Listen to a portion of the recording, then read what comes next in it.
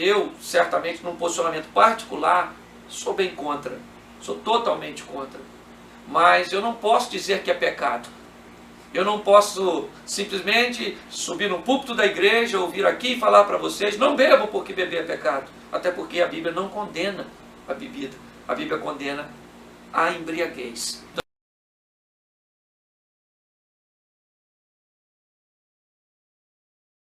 Mas tem coisas que eu queria entender. E a gente pensa que é normal. Por exemplo, o camarada vai fazer um casamento da sua filha. Estou falando em tese, mas estou atingindo um monte.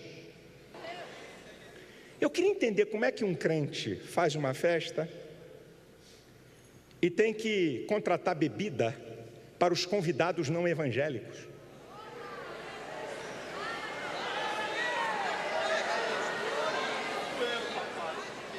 Você entendeu? Vamos, olha, é porque o meu nível, você entende, o meu nível social, a minha reputação, eu venho uns amigos que não são crentes, que hora boa para você dizer que você decidiu não se contaminar. Aqui na minha casa não entra aquilo que possa contaminar outros, nem a mim, nem a outros. Se Jesus bebia vinho, eu também posso, não acham?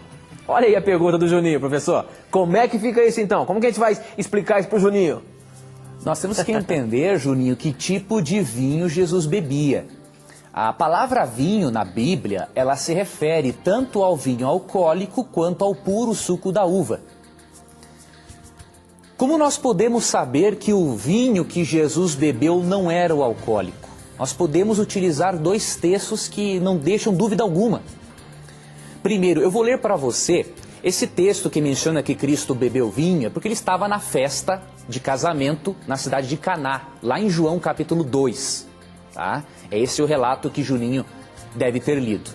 Eu vou ler um texto que mostra que a palavra vinho na Bíblia se refere ao vinho alcoólico e outro que se refere ao puro suco da uva. Primeiro texto, Provérbios capítulo 20, verso 1, mostra a palavra vinho sendo usada para se referir à bebida alcoólica. Diz o seguinte: o vinho é escarnecedor e a bebida forte alvoroçadora, provoca confusão. Todo aquele que por eles é vencido não é sábio, ou seja, é burro na linguagem bíblica, né? Toda pessoa que se deixa dominar por isso. Então aqui o termo vinho se refere, sem dúvida alguma, ao vinho alcoólico. Mas em outro texto da Bíblia, o termo vinho se refere ao puro suco da uva. E esse texto se encontra em Isaías 65, verso 8. Ah, professor, isso é bom a gente marcar, hein? Isaías 65, verso 8. Vamos acompanhar aqui. Veja como a própria Bíblia, Tito, se explica. A própria Bíblia se explica. Isaías 65, 8 mostra que o termo vinho também se refere ao puro suco da uva. Diz o seguinte o texto: assim diz o Senhor, como quando se acha vinho num cacho de uvas, dizem, não o desperdices, pois há bênção nele, assim farei por amor de meus servos e não os destruirei a todos.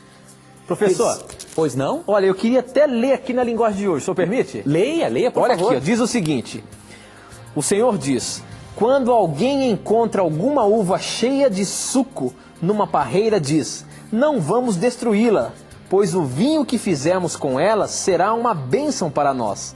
Assim também, por amor dos meus servos, eu não destruirei todo o meu povo. Oh, que contribuição você deu, Tito, para a leitura, com a nova tradução na linguagem de hoje. Exatamente, professor. Então você comprovou, Tito, com essa outra versão, que o termo vinho também se refere ao puro suco de uva na Bíblia. Exatamente, professor. Agora, como que provamos que Cristo, na festa de casamento, ele transformou a água em um vinho não alcoólico? Primeiro, analisando os textos bíblicos que mostram que Deus é contra o uso de bebidas alcoólicas. Você pode ler, por exemplo, Provérbios 23, do verso 29 ao 35. E aquele texto que eu mencionei anteriormente, Abacuque 2,15. Lá é dito o seguinte, ai daquele que dá de beber ao seu companheiro. Se Jesus tivesse dado bebida alcoólica para aquelas pessoas na festa, Cristo estaria caindo na maldição de Abacuque 2,15. Aí Cristo seria um pecador e não poderia ser um salvador.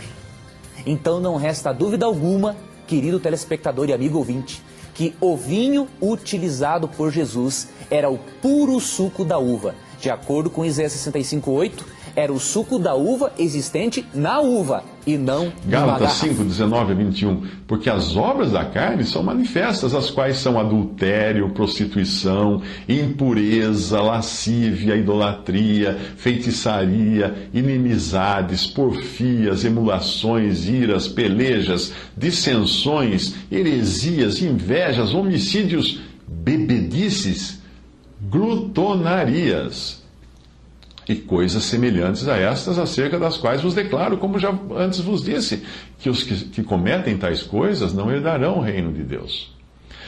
Algumas situações que me ocorrem agora de quando o cristão não deveria beber álcool de jeito nenhum são essas. Primeiro, antes de dirigir, porque isso é proibido pela legislação e ele deve seguir a lei do país.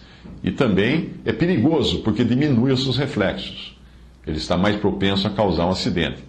Assim, da mesma forma, aqueles que falam ao celular dirigindo. É proibido.